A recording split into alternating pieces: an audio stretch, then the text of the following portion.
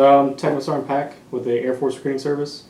Based out of Littleton, I pretty much cover from Plymouth north in New Hampshire and then all the Northeast Kingdom, part of Vermont. From Florida originally, more or less.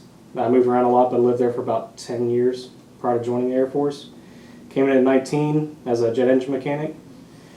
From there, it took me all around the world. So I've lived Idaho, Okinawa, Japan for 6 years. Went to South Carolina for a couple, and now I'm up here. So our lower enlisted, our airman ranks, E1 through E4, is all time in service. Either time in service, so time in the Air Force, or time at that rank. Mm-hmm. Generally speaking, you're looking at making from E1 to E4 in about 3 years. After that, we do testing. So you'll do a test on general Air Force knowledge, and then another test on your job, just based out of 100. And they rack and stack everybody in your career field and say, okay, we're promoting X amount of percent. Take that from the top down. If you're above that score, you get promoted. So generally speaking, most people in about 5 years, give or take, make E5, which is Staff Sergeant, and then Technical Sergeant, so my rank, generally speaking, is kind of around your 8 to 10 year mark. And how did you go from jet engine mechanic to running the career center in Littleton, New Hampshire? How did you make that change? So it's a very selective process. You have to be vetted by your base leadership and essentially nominated. And then you essentially say that you want to do one of 3 career fields. So I put in either as an instructor to teach new airmen my job, or a military training leader to pretty much help develop them after basic training as they're going through their technical training. And then I finally put in recruiting.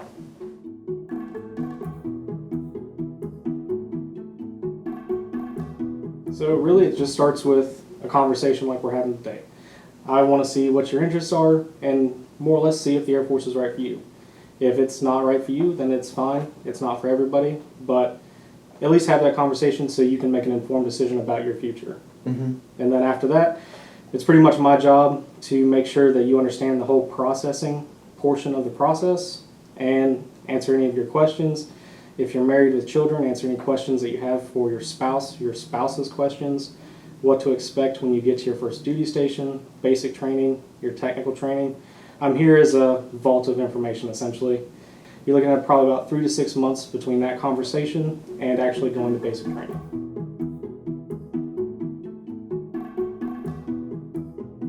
So we have a myriad of different kind of career fields that you can pursue. Like I said, me in particular, I was a maintainer.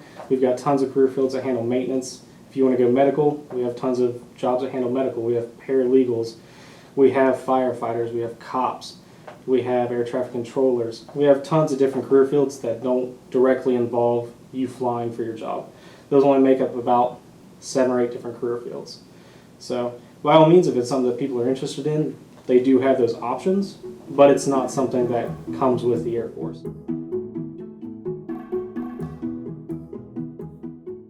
So, I mean, really that's multifaceted.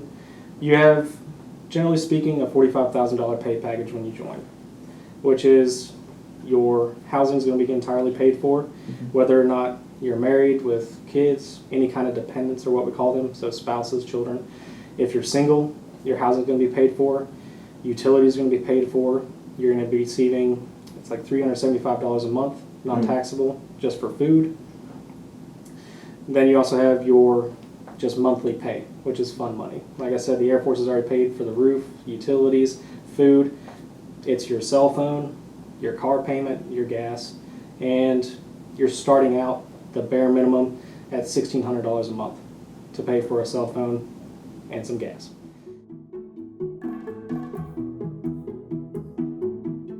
As long as you're wanting to travel, you're wanting to move, see new places, do your job in other places, which we call those temporary duties. So essentially you're paid to go do your job elsewhere on top of your regular pay. So I would go to Guam twice a year from Japan, make about $1,500 extra a month just because I was in Guam. But there's tons of different ways to travel, either by moving, like I said, the temporary duties, or you also get 30 days paid vacation a year. So I've gone to Thailand, been to essentially every island in the Caribbean and the Bahamas, just taking cruises, all while getting paid on the 1st and the 15th. Wow, that's crazy. You know, I don't think I ever hear about kind of like private organizations that do that. That's really, I feel like, something you can only get in the military. And is that Air Force, kind of like an Air Force exclusive, or can you find those across a wide range of the branches?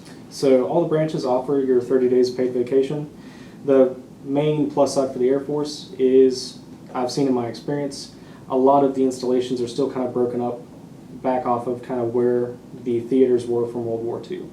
So with the Army, they're primarily based in Europe if they're going to be overseas. In the Marine Corps, you see a lot more in Asia when you're looking at overseas. Whereas the Air Force, we've got multiple installations across the continental United States, Hawaii, Alaska, Guam, 3 installations in Japan, and then England, Germany, Italy, all through Europe. So if you're trying to pretty much diversify where you can go, the Air Force is definitely something worth looking into. And you had talked about you volunteered to go to some of these places. Can you talk a little bit about that? What is like the volunteering to go to those places? So quarterly, there's a website that's accessible by Air Force members to show you essentially job openings at different installations. So if you were able to move within or after that cycle, then you essentially volunteer. It's not a given that you'll get that assignment, but it's your way of helping to improve that. As far as temporary duties, those are pretty much everywhere I've been where we've gone. Okay, who wants to go to Vegas? I do. Who wants to go to mainland Japan? I do. You know, who wants to go to Panama City, Florida? Sure. So it's really just knowing your job, being proficient, so that way you're part of the team. You're actually contributing. But short of that, if you raise your hand, then you're pretty much in like Flint. So how long is one of those temporary duties, or can they range from a wide?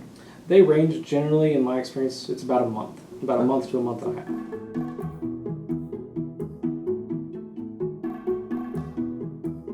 So right now we have the blended retirement system. So when you come in, you can choose to donate a certain amount of your pay towards a 401k essentially. And the Air Force will match you up to 5% of that.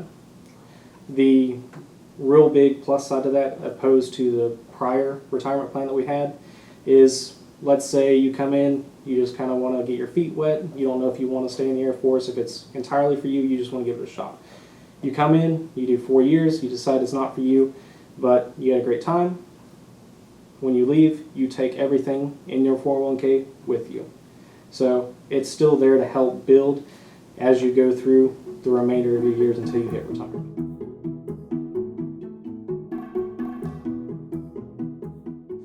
I mean, really, as far as individuals, my big thing is coming in here to have a talk does not require a commitment. Yeah. If you come in and you decide, you know, the Air Force isn't for you, or you want to think about it some, by all means. I understand that it's a huge decision. I was in your chair 10 years ago myself. So I understand, you know, it's not something to be taken in light. As far as financially, like I can wholeheartedly say that it's helped me surpass my peers. My parents bought their first house mid-30s. I bought mine at 24. My parents were in their late 30s before they bought a brand new car. Bought mine at 19. There's certain abilities that the Air Force gives you that whether you stay in for 4 years or 30, you're going to walk away a better person, either with an education, more financially stable. If you just want to go to college after the Air Force, you get those $80,000 in your housing stipend. You will get something from the Air Force, regardless of how long you're in, that will help you succeed in the future.